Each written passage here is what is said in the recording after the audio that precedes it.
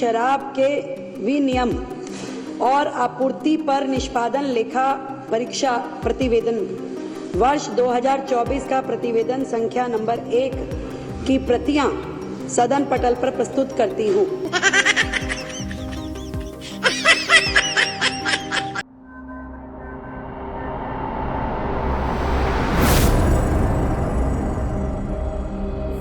Hello नमस्कार सत श्री अकाल अस्सलाम वालेकुम। कैसे हैं जनाब?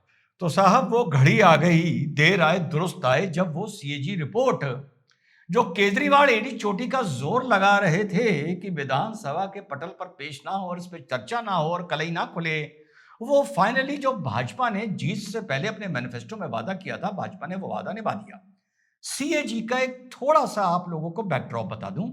सीएजी वो एक इंस्टीट्यूशन है जो संविधान से अथॉरिटी लेता है।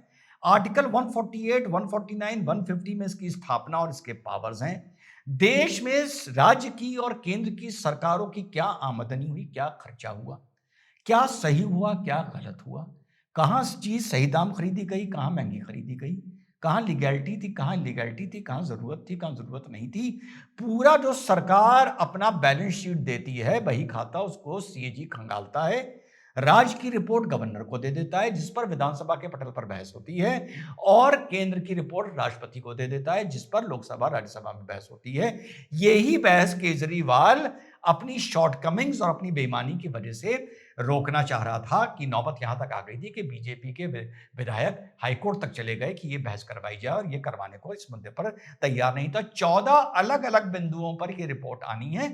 आज की रिपोर्ट में हम लोग लिकर की बात, प्राथमिकता पर लिकर की ही बात करेंगे। एक बड़ी इंटरेस्टिंग बात बता दूं, जो कल आप लोगों ने डिबेट्स में भी सुना होगा और ब्रॉडकास्टर्स को भी सुना होगा, आदमियों को थोड़ा सा कम पता होता है। सीएजी की रिपोर्ट गवर्नर नहीं बताती। ये बड़ी इंटरेस्टिंग पॉइंट दे रहा हूं आप लोगों को। सीएजी की रिपोर्ट गड़बड़ियां बताती है, कमियां बताती है। इन गड़बड़ियां और कमियों के आधार पर, या इनका इस रिपोर्ट को आधार बनाकर, अब ये सीबीआई और ईडी का मैटर है कि वो खंगाल के अंदर घुसे इस रिपोर्ट के आधार पर और पता लगाए कि पैसा कहां दिया गया, कहां पहुंचा, कहां खर्च हुआ। ये बड़ा इंपॉर्टेंट डिफरेंस बता रहा हूं। सीएजी की रिपोर्ट का जेल जाने से या किसी पर अपराध साबित होने से कोई मतलब नहीं होता, क्योंकि सीएजी ये इन्वेस्टिगेशन करती ही नहीं। सीएजी की रिपोर्ट पर अलग एजेंसीज इन्वेस्टिगेट कर सकती हैं और अंदर तक छानबीन कर सकती हैं। तो ये बड़ा इंपॉर्टेंट आपको डिफरेंस बता दूं। कई जगह से शॉर्टकमिंग्स निकाल के लेके आया हूं, क्योंकि एक रिपोर्ट में हर चीज नहीं मिलती है। बड़ी आसान भाषा में आप लोगों को समझाने की कोशिश करूंगा पॉइंट वाइज, कि कहां कहां गड़बड़ियां हुई और कहां कहां हद ये हो गई कि शराबियों की सेहत से खेला गया। लगता है केजरीवाल को किसी शराबी की आह लग गई, क्योंकि शराबी की बद्दुआ लगती बहुत कर रही है जब वो शराब पी के बद्दुआ देता है। तो पता नहीं कितनों के लिवर किडनी बेकार कर दिए होंगे। ये रिपोर्ट बता रही है, ये मैं मजाक नहीं कर रहा हूं। लेकिन इससे पहले मैं आगे बढ़ूं, It shows that while the positive potential of AI is absolutely amazing, लेकिन मेरे लिए सिंगल AI नहीं है, डबल AI, भारत की डबल ताकत है। हाँ, आप सवाल उठेगा ये मैं एकदम से कैसे दिखाने लगा? ये मैं ऐसे दिखाने लगा क्योंकि आप जितने भी अवेयर हों, सोशली, पॉलिटिकली, कल्चरली, एनीवे, लेकिन बिना एआई के अब किसी का काम नहीं चल रहा है। चाहे लोकसभा हो, चाहे बजट में उसके लिए फंड्स हो, चाहे इंटरनेशनल सेमिनार्स हो, पूरा दुनिया सिर्फ एक दिशाधारा की तरफ जा रही है। वो जा रही है साथियों एआई के दौर। और रशिया यूक्रेन की वॉर हो, मिडिल ईस्ट की हो, इजराइल की हो, इसने दुनिया के सामने ला के दिखा दिया है कि एआई किस तरीके से हर फील्ड को कंट्रोल कर रहा है। और आज जो हमारे साथी हैं, जो लगभग मैं मान सकता हूं मिड एज में या यंग एज में से 50 के नीचे, वो अगर एआई को इग्नोर करेंगे तो आने वाला वक्त करियर उनको इग्नोर करेगा। चाहे जॉब हंटिंग हो, चाहे प्रमोशन हो, चाहे इंक्रीमेंट हो, चाहे आपको ये लग रहा हो कि मैं दुनिया से एक कदम आगे चल रहा हूं, बिना एआई के किसी भी फील्ड में अब आप इस फीलिंग को कि I am ahead of the world achieve नहीं कर सकते। बुरी चीज को कभी प्रमोट नहीं करता हूं। बेटिंग ऐप हो गया, टीम बनाने का हो गया, लूडो हो गया, ट्रेडिंग ऐप हो गया, ये भी आजकल बहुत चक्कर लगा रहे हैं, कभी भी इनको अप्रूवल नहीं देता हूं। वो चीज प्रमोट करता हूं जो समाज के काम आएगी। मेरे डिस्क्रिप्शन में ग्रोथ स्कूल का लिंक है, मेरे पिन कमेंट में ग्रोथ स्कूल का लिंक है। 3 आवर का कोर्स है। 20 AI टूल्स के बारे में आपको बताया जाएगा। 1500 लोग फर्स्ट जो होंगे वो फ्री ऑफ कॉस्ट उनका एनरोलमेंट होगा। 20 टूल्स के बाद आपका जब इंटरेस्ट जनरेट होगा then further on you can get involve with the course, और 5000 का बाद में जाकर आपको डिस्काउंट मिलेगा।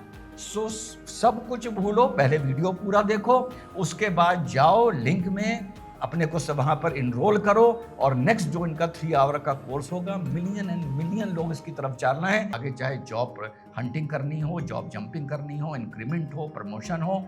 एक लेवल पे हर इंटरव्यू में पूछा जाएगा कि AI आता है या नहीं आता है।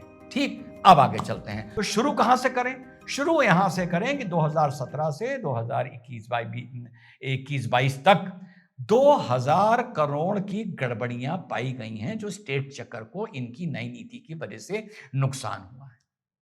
पहला, जो भी इस एक्सपर्ट कमेटी बनाई गई थी इस नई नीति पर काम करने के लिए, हमारे सिसोदिया साहब ने और केजरीवाल साहब ने इनकी सुनी ही नहीं।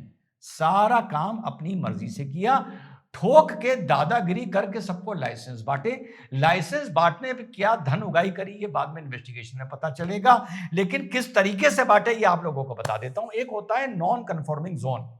ये वो क्षेत्र होते हैं जहां पे शराब की दुकान, वो खंड, वो आपके सेक्टर जहां पर शराब की दुकान नहीं हो सकती। करना इन लोगों को ये चाहिए था कि पहले, और इसका लाइसेंस कौन देता है कि कहां हो सकती है कहां नहीं हो सकती? म्युनिसिपल कॉर्पोरेशन देती है। इस पीरियड में म्युनिसिपल कॉर्पोरेशन में बीजेपी का दबदबा था। 2017 के बाद की बात कर रहा हूं। करना यह चाहिए था, चाहे वो कॉर्पोरेशन का एरिया हो, चाहे दिल्ली का कोई एरिया हो, चाहे एयरपोर्ट का हो, रेलवे स्टेशन का हो, पहले तुम उस अथॉरिटी से एज अ गवर्नमेंट अपना रिप्रेजेंटेशन भेज के निगोशिएट करके वहां पे शराब की दुकान खुलने की अनुमति लो। करेक्ट है? अनुमति लेने के बाद तुम उसके लाइसेंस बांटो। इन्होंने कहा कि भैया अनुमति NOC से हमें मतलब नहीं है, हम तो इस नई नीति में इतने वार्डों में इतना इसको रिटेल जोन बनाकर 850 वेंडर्स को लाइसेंस दे देंगे। उन्हें वहां की अथॉरिटी जहां उनको खोलना है वो NOC दे ना दे, ये हमारी जिम्मेदारी ये हमारी जिम्मेदारी नहीं है।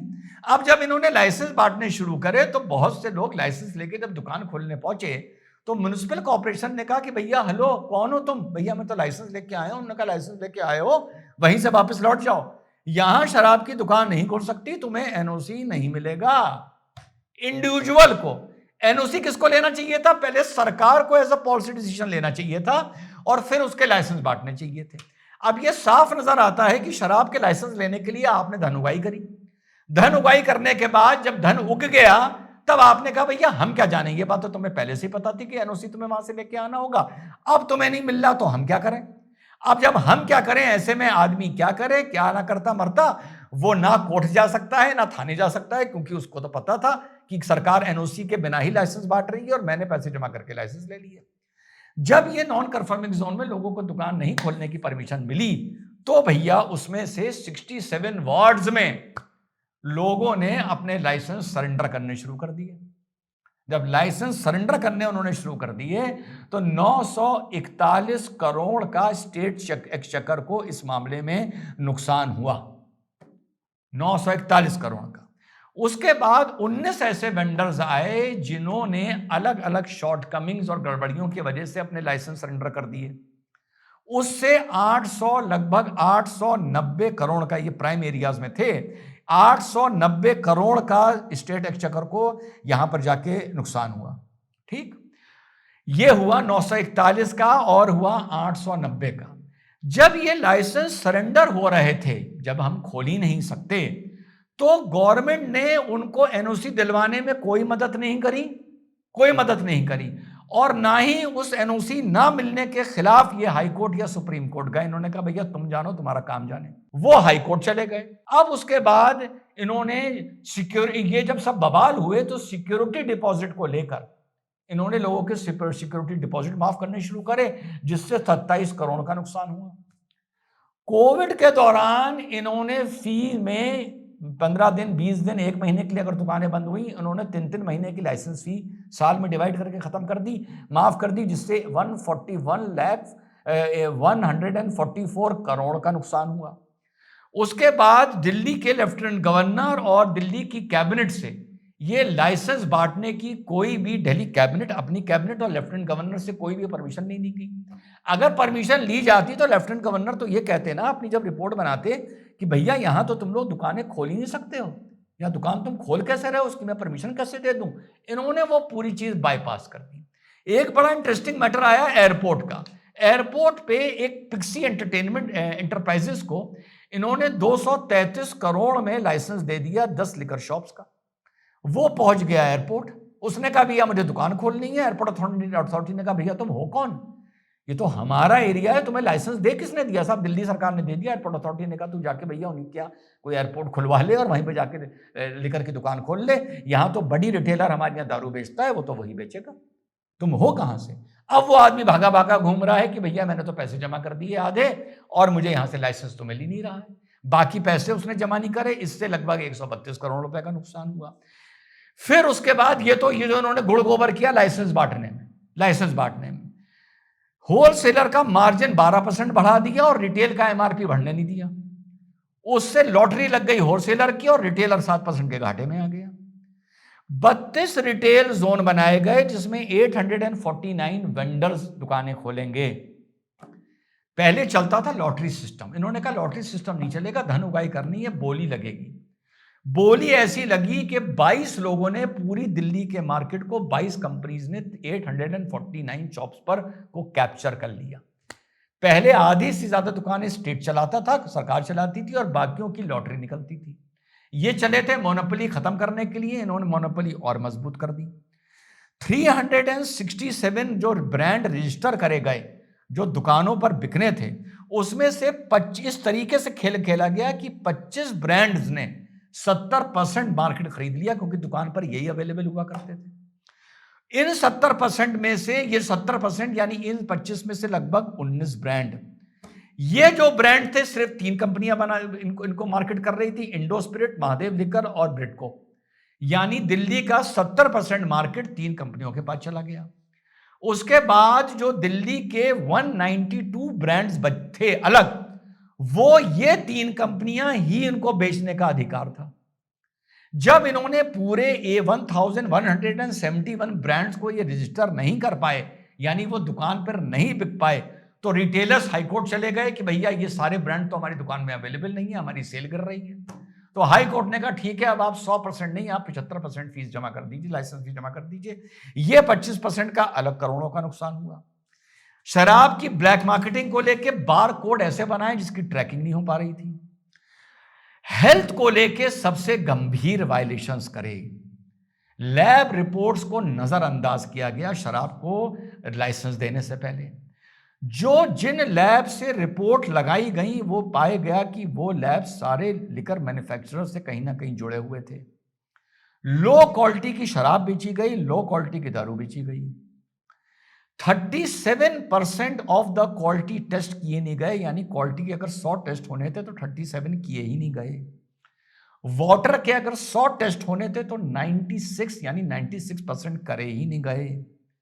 माइक्रोबायोलॉजिकल कोई टेस्ट होता है दारू का कि उसकी हेल्थ कंपैटिबिलिटी देखने के लिए, जो भी हो हानिकारक ना हो, उसमें से 96% यानी 100 में से 96 टेस्ट करे ही नहीं गए। दिल्ली में के आसपास की मैन्युफैक्चर्ड 31 बियर की तरह की बियर बिक रही थी, जिसमें 6 तरह की बियर का कोई टेस्ट किया ही नहीं गया। एक्सपर्ट कमेटी की सुनी ही नहीं गई।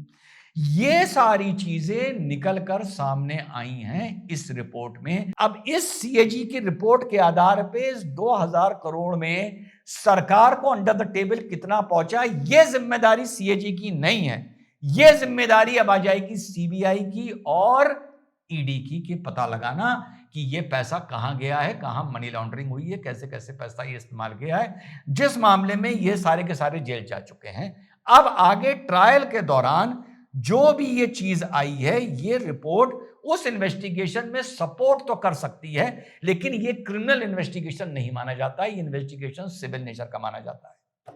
अब इनकी आतिशी बोल रही हैं कि लेफ्टिनेंट गवर्नर, सीबीआई और ईडी की वजह से ये पॉलिसी फ्लॉप हो गई, वरना तो हम कितना कमा के दिखा देते। इनका मतलब ये था कि हम जो चाहें वो करें, हमें बस पूछो मत, हम जहां चाहें हाँ, बहुत से वेंडर्स को गुरुद्वारों के पास जगह दे दी गई, वो वेंडर्स ने भी अपने लाइसेंस सरेंडर कर दिए। तो ये गुड़गोबर हुआ है वहां पर जाकर, और इनका मतलब ये था कि यार हमें जो चाहे तुम हमें करने देते, तुमने हमसे सवाल क्यों नहीं पूछे। हमने कहा एयरपोर्ट पे इतनी दुकानें दो, तुम चुपचाप दे देते। हमने कहा इस तरह की दारू बिकेगी, तुम उसको अलाउ कर देते। हमने कहा नॉन कंफर्मिंग जोन में जहां शराब नहीं बिक सकती, वहां शराब बिकेगी, तुम उसको अलाउ कर देते। हमने कहा मॉल में शराब नहीं बिक सकती, लेकिन हमने कहा बिकेगी, तुम उसको अलाउ कर देते। इनको ये जिन्होंने जरूरत ही नहीं समझी, जहां से ये मेन गबन शुरू हुआ कि भैया जब तुम एक आदमी को शराब की दुकान जिस क्षेत्र का लाइसेंस दे रहे हो, उस क्षेत्र में शराब बिक सकती है, लाइसेंस तुमको दिल्ली म्युनिसिपल कॉर्पोरेशन से पहले एक सरकार के लेवल पर लेना चाहिए था, लेफ्टिनेंट गवर्नर के तौर पर लेना चाहिए था। उसके बाद तुम ये पॉलिसी लेके आते, तब समझ में आता, जिसको कहा जाता है ना tying the cart in front of the horse, यानी बग्गी आगे बांध दी और घोड़ा पीछे कर दिया। आमतौर पे होता है घोड़ा आगे होता है, बग्गी पीछे होती है। इन्होंने कहा भैया लाइसेंस ले लो और उसके बाद तुम जाओ, और उसके बाद तुम जानो, तुम्हारा काम जाने, तुम्हें रेलवे स्टेशन लाइसेंस दे ना दे, तुम्हें एयरपोर्ट एनओसी दे ना दे, तुम्हें नॉन कंफर्मिंग जोन में शराब बिकने की परमिशन मिले ना मिले, हमसे नहीं मतलब, इतनी हमारी धन उगाई करो और इतना हमसे पैसा लेके चले जाओ। मुकदमे अलग अलग लोगों के इस मारे नहीं हो पाए, क्योंकि कॉन्ट्रैक्ट में, एग्रीमेंट में ये लिखा हुआ था। वो उस आदमी को ये लग रहा था कि मैं जाऊंगा वहां मुझे एनओसी मिल जाएगा, उधर से उसको एनओसी मिला नहीं, उसकी भी ऐसी तैसी हो गई, वो भी एफआईआर करने की स्थिति में नहीं रहा, क्योंकि वो एग्रीमेंट पर ऑलरेडी विटनेसेस के साथ सामने बैठकर अपना जो भी एग्रीमेंट का तरीका उस पर वो साइन कर चुका था। तो ये है कुल मिलाकर एक रिपोर्ट। इस तरह उस रिपोर्ट के बारे में कल बात करेंगे जो मोहल्ला क्लिनिक के बारे में आई है। एक रिपोर्ट डीटीसी के बारे में आने वाली है कि 2015 में 23,000 करोड़ के नीचे अपनी नीतियों के चलते ये डीटीसी को ले आए थे, और 2017 या 18 आते आते 60,000 करोड़ का घाटा हो गया था डीटीसी को। तो ये अलग अलग तरीके की रिपोर्ट आने वाली हैं, लेकिन तीसरी बार दोहरा दूं, ये सिविल नेचर की रिपोर्ट होती है, इससे क्रिमिनलिटी नहीं बनती है। इसकी जो भी बता रहा है आपको कि इस रिपोर्ट के आधार पर वो जेल जाएगा, ये जाएगा, ऐसा नहीं होने जा रहा। लोगों को ज्ञान नहीं होता, आप लोगों को मिसगाइड करते हैं। इस रिपोर्ट के आधार पर फर्दर इन्वेस्टिगेशन में या चार्जशीट में या फाइनल आर्गूमेंट्स में केजरीवाल एंड कंपनी के खिलाफ बल मिलेगा, लेकिन ये आपकी कमियां और गंदगी बताती है, गड़बड़ियां बताती है। ईडी और सीबीआई इन गड़बड़ियों के आधार पर गबन बताती है। यह फर्क जरूर समझिएगा। जय हिंद, वंदे मातरम, खुदा हाफिज। और डिस्क्रिप्शन में जाइए, पिन कमेंट में जाइए, बड़ी गंभीरता से बता रहा हूं, गलत चीज को मार्केट नहीं करता हूं। एआई का कोर्स ये जल्दी से जल्दी अपने को एनरोल कराइए, और इसको 3R का कोर्स है, फ्री ऑफ कॉस्ट है, एनरोल कराइए, 20 टूल सीखिए। और जिंदगी में अवेयर होने का मतलब सिर्फ सोशली और पॉलिटिकली नहीं होता, समाज में करियर कैसे बनाना है ये भी आप लोगों के लिए बहुत जरूरी है। जय हिंद, वंदे मातरम, खुदा हाफिज।